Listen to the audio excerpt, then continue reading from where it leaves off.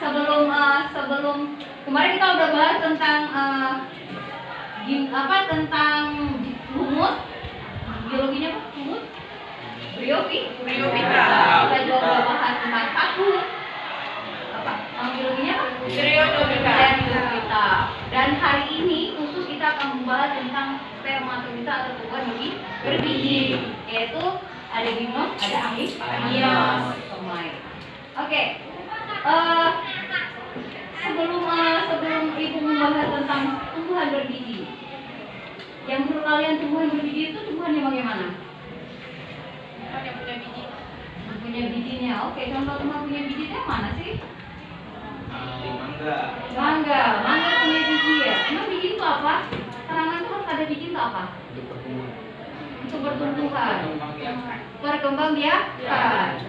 Ada biji berkembang biak dulu, bertunas, dengan bertunas dia berkembang biak, kemudian setelah dia berkembang biak dan mulai ada tunas, mulai melakukan proses pertumbuhan. Jadi berlanjut ya. Nah, jadi tumbuhan berbiji. Dan kita tahu tumbuhan berbiji itu ada dua jenis ternyata. Ada biji terbuka, ada biji tertutup. Nah, kalau biji terbuka, maksudnya apa sih terbuka? Gimnospermae itu dibilang biji terbuka. Kenapa sih? Bijinya tuh bisa dibuka. Bijinya bisa dibuka. Bagaimana? Yang lain gimana? Apa sih gimnospermae? Apa? Biji terbuka. Kalau biji satu biji dari buah. Oke, biji itu kondisi bijinya tidak dilindungi oleh daging buah atau tidak memiliki bakal buah. Itu biji terbuka. Sedangkan biji tertutup ada daging buah dan ada bakal buah mangga tadi. Biji mangga adanya daging mangga, ada bakal bijinya. Gimnos itu selain biji terbuka, contohnya apa? Konifera. Contoh gimnos. Gimnos biji terbuka contohnya? Konifera itu langsung tanamannya apa sih? Langsung tanamannya. Kawan ada yang nggak tahu juga tanamannya. Contohnya tanamannya apa? Pinus. Iya, kelihatan kan biji pinus kayak bolong-bolong di permukaannya ya. Nah, itu menandakan dia bijinya memang karena bijinya langsung di permukaan, jadi dia bijinya sudah lebih oleh dari buah. Oke, yang paling sering kalian makan itu biji melinjo. Itu biji melinjo emang langsung dari kulitnya tapi nggak ada dagingnya. Kemudian lagi kalau yang angios ada dua jenis biji apa aja? Monokotiel sama dikotiel.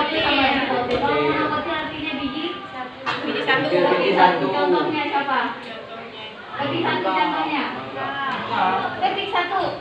Keping satu maksudnya apa? Bijinya nggak berkeping, nggak berbelah kan artinya kan? Gitu maksudnya nggak? Gitu ya. Keping artinya kalau keping satu berarti bijinya satu biji sudah berbelah, nggak berkeping. Contohnya siapa ya? Biji nggak berbelah. Oke, biji lembut. Kita sering pernah lihat yang gede-gede lah. Tapi itu udah jelas ya, kita tahu secara monokotiel dia bijinya berarti nggak berbelah. Yang pernah lihat ukuran besar tapi nggak bisa membelah. Iya Kak? Kacang berbelah nggak? Membelah. Kacang membelah berarti kacang itu berbiji keping dua. Disebut dikotil. Keping dua disebut dikotil. Contohnya kacang. Jambu ya. Jambu berarti berkeping dua. Apalagi mangga tadi berkeping dua. Yang keping satu belum kalian sebut apa? Jagung. Keping satu nggak bisa pernah belah. Kelapa punya biji nggak? Padi keping satu juga. Kelapa punya biji? Enggak. Karena pohon kelapa ternyata berbiji keping satu juga. Kelapa punya biji? Ada. Mana bijinya?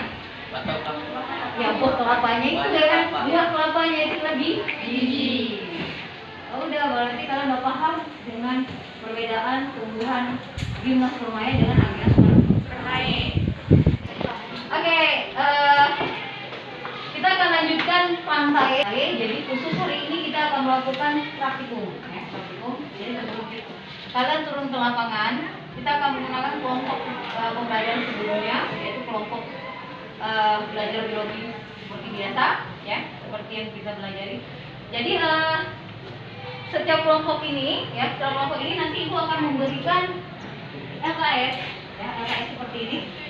Ibu akan berikan LKS satu kelompok satu lembar ya, LKS satu kelompok satu lembar. Dan tugas kalian adalah turun ke lapangan, nanti setiap kelompok itu tentukan. Nanti ada kelompok satu nanti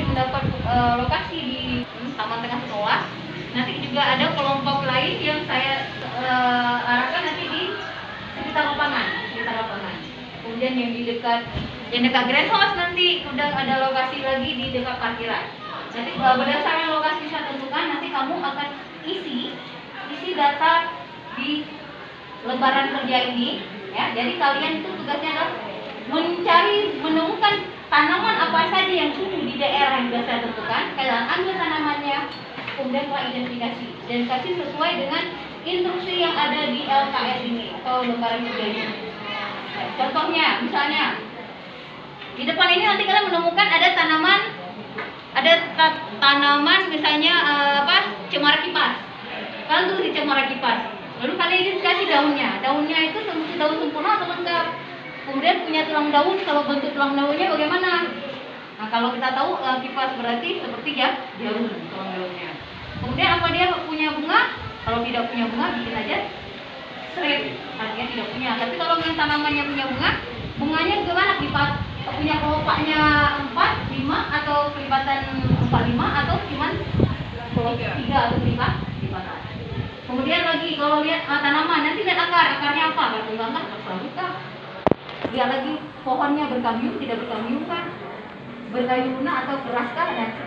Dan semua instruksi sesuai dengan petunjuk di sini kalian isi sesuai dengan tanaman yang kalian dapatkan. Dan satu hal, jangan lupa tulis nama tanamannya. Kalau kalian sendiri tahu tanamannya, ambil tanamannya, kita diskusikan sama-sama. Ambil tanaman, jumpain ibu, dan kita akan mencari sama-sama nama tanaman, ya. Ngerti semua? Oke, kalau ngerti cara kerjanya, silakan dibuat kelompok masing-masing seperti yang sudah diarahkan. Kalau daun sempurna, ya. Kalau daun sempurna terdiri dari ada pelepah. Ini pelepah nih kan. Jadi umumnya daun sempurna itu kebanyakan dari monokotil. Ada pelepah, ini tangkai, dan ini helaian. Nah kalau ini daun lengkap, cuman ada tangkai sama helaian toh. Ini beda sempurna sama daun lengkap. Jadi semua daun yang kayak apa lagi? Daun bambu, daun tebu, daun trembesi. Daunnya sempurna apa? Pakai saji, mana pakai saji? Sudah. Oh ya, boleh. Pakai saji berarti gimnos ya, masuk gimnos kan? Ya. Daun lengkap aja, daun lengkap. Itu jangan lupa. Itu apa? Lidah mertua dibuat, lidah mertua. Itu juga kalau tadi ada pepaya, yang dekat pepaya itu apa? Bukan. Pohon Video. Palmaceae. Palmantai. Palem-paleman di mana ambil? Di tengah-tengah. Enggak di mana pohonnya? Ada kayak ini kan ada jalan masuk tuh. Di tengah-tengah tuh ada pohon. Panjang. Boleh palem Palem. atau pinang-pinangan lah, pohon pinang. Bangkudu. Bangkudu ya. Mana? Iya, tahu kamu deh. Oh, kelapa juga ada, kalian ya, kelapa ada.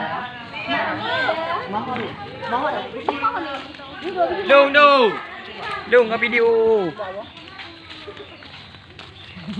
Ini Rambut. kamu yang kan? Mau beli kalau yang kan? Ibu kelapa sempurna, Wan. Mak beli yang Apanya? Iya, sempurna, Cok, kelapa. hai kena kelapa. Itu kau-nya kelapa. Aku lupa kelapa. Bu, dahlia lengkap kan? 3 salah hebat ini. Dahlia lengkap daunnya. Bau tu. Dahlia. Nampak. Kenapa dicabut? Oi, lingkung awak kan ada Dahlia. Kau biar belum ya. Lucum no lu kubut on. Dahlia lingkungan awak lu. Itu beli baju. Apa bu tu? Buknya Bu. Punya jalan melinjo termasuk mana bu? Gimnas apa? Seruni aja, Bu. Surni, Kak Yayam. Oh, tadi seruni ya. Yang tadi bukan seruni, perbaiki. Ini langkurung. Kak Yayam. Ada seruni kan? Ini seruni juga. Surni. Seruni kuning. Tiga sama dia. 3 mandu. Coba hitung. Bukan itu. Bunga ini yang mana bunganya? Bunganya dalaman Kalau ada 3 jenis. Ini ya. Oh, 4. 3 doang. Ini kan bunganya di dalam. Tuh, ini satu Ini ya, Bu. Ini. 3. Iya. 3. Nah, itu berapa? Yang putih nih. Satu. Berapa dua, kalau Pak? Satu. Mana ada 4? 4 ya? 5. 5. 4. Oh, kamu dapat 5. Di sini 4 berarti. Kan betul berarti? Cacat berarti. 4 atau 5. Inilah ciri-ciri dari dikotil ya kan? Pelipatan 4 atau 5.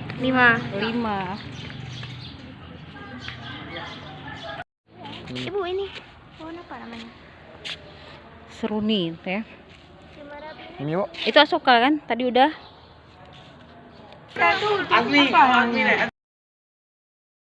Sempurna pelengkap.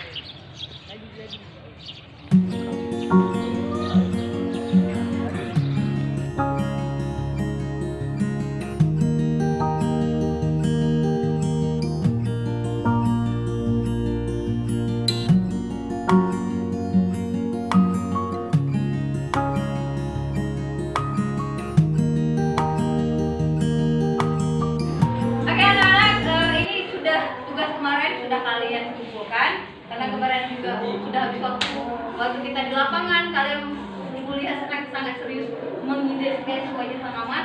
Ini semua laporannya full sekali tanaman yang ada di depan sekolah. Dan ada beberapa tanaman yang kalian ketahui sudah kita bahas sama-sama ya. Akhirnya untuk malah ada beberapa tanaman kita ciptakan nama baru ya, karena kita belum lupa namanya ya. Tapi nggak apa-apa, yang penting kalian paham tanaman itu masuk kelompok mana dan ciri-ciri khasnya kalian begitu ngerti, itu paling penting ya. Oke, dari semua ini saya lihat ya, ada beberapa sih masih yang salah adalah menentukan dia masuk kelompok monokotil, dikotil atau gimnos. Tapi kemarin juga sudah kita diskusikan lagi saat di lapangan dan kalian sudah memahaminya. Nah, kira-kira ada yang mau ditanyakan nggak dari hasil kerjanya ini? Nah, udah kalian kumpulkan ke ibu. Sebelum kita masuk ke materi selanjutnya, kita refleksi sebentar yang udah kita bahas, kita lakukan kemarin di lapangan. Ada yang ingin ditanyakan? Silahkan ditanyakan ya. Bu, Strobylus itu gimana, Bu? Strobylus, oh ya kemarin masalah kelompok kamu mengidentifikasi salah satu namanya cemara ya?